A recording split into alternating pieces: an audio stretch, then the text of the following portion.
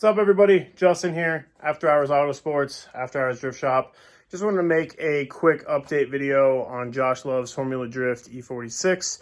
I went back and looked. It looks like it's been about a month since I put out the last video on it, and quite a lot has happened since then. So I'm going to walk you through, kind of show you what's been going on since that last video, how the progress we made, what we're waiting on, and go from there.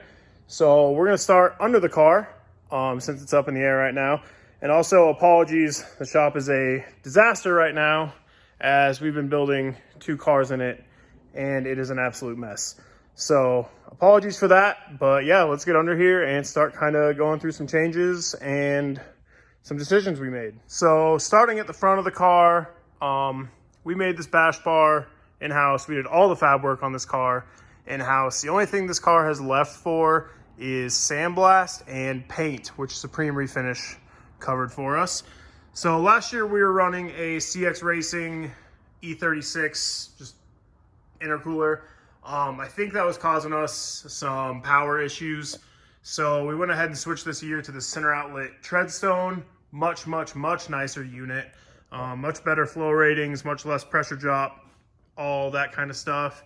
Should help quite a bit, and if not, it just at least cleared out quite a bit of intercooler piping that we had running all around with that center outlet. We are still running field suspension this season. We love it. It was great to us. The dudes over there are great. Easy choice. We did make the call to switch to WiseFab, as you can see here. We are not going to be on SLR this season. Nothing against the SLR kit. We love it. I have it on my personal car. Josh still has it on his practice slash grassroots car, I guess you would call it, his other E36. We just made the call to switch the FD car to WiseFab just due to support and availability of spares and that kind of stuff. So we'll see how we like that. Neither of us have driven a WiseFab car before, so it should be pretty interesting. As you can see, the engine's in. Same LS3 from last year. We didn't change anything motor-wise. Still running the Vortec blower, stuff like that. The only things that did get changed are obviously we're running the Vorschlag motor mounts, CX Racing headers, all just to fit the swap. I made the steering column on it, which I don't think you can see here, but that's pretty much that. The underside, in the last video, was about to go to blasting. The whole underside has been blasted and sprayed by Supreme Refinish in this Steal It. I love the stuff. I think it looks great. We went ahead and replaced, this is a brake line, ignore that. We went ahead and replaced this Tilton. It was great to us last season. It just had some wear and tear on it from a hard season. So got a whole new one in there. We're pairing that with a Tilton Slave, running the same GSR from last season, but we had Rick over at RTS go through that for us. What else is going on here? So batteries mounted in the same spot they were last season. We're running Odysseys. We had really bad luck with the Optimas. I don't know what's going on there, but the Odysseys were much better to us. Again, Field 442 two-way suspension. We're actually running full E36 everything on this car, basically. So these whole arms, both sides, the front knuckles, the coilovers, all that are transfers from the Pro 2 car, which it's nice that we were able to make that work. Thank you, BMW. Same rear, tube rear from last season, same radiator from last season. We obviously different chassis, full new Big Duck Club kit all around. And I think that about covers it for underneath.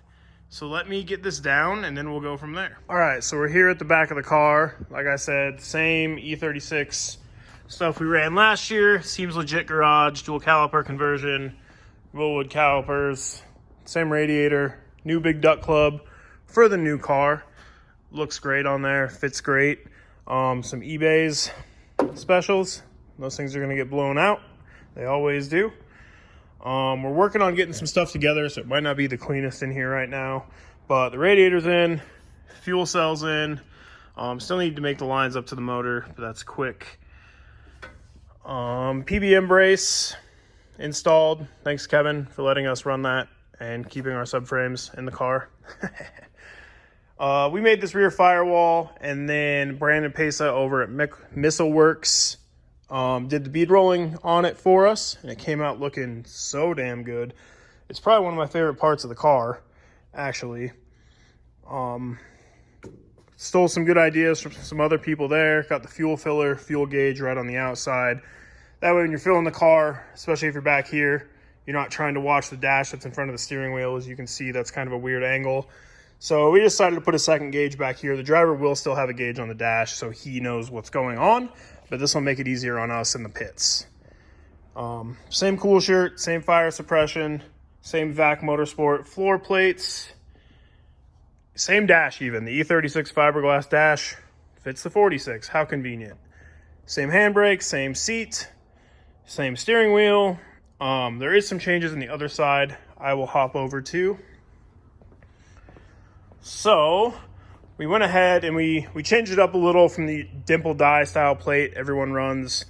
We didn't have a lot of height to give away. Josh was worried about his heels being on an uneven surface and stuff like that.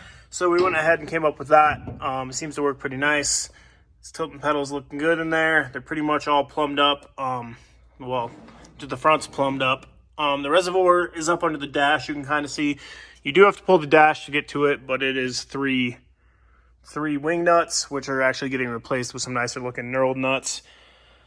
We'll come around the front here. It's starting to look like a car.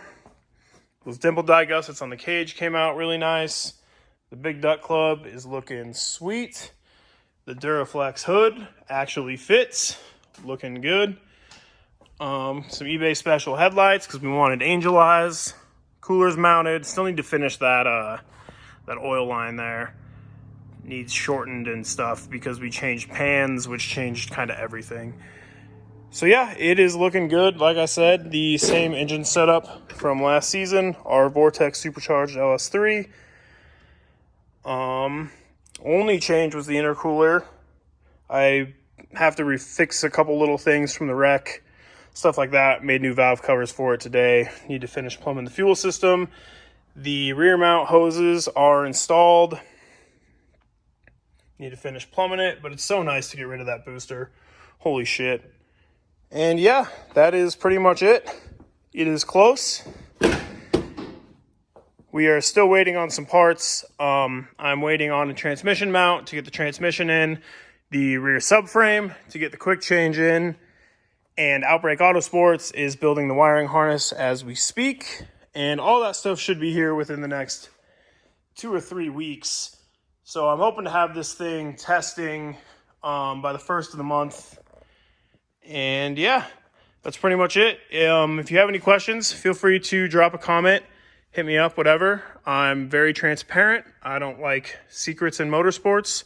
So reach out. I will help however I can. Thanks.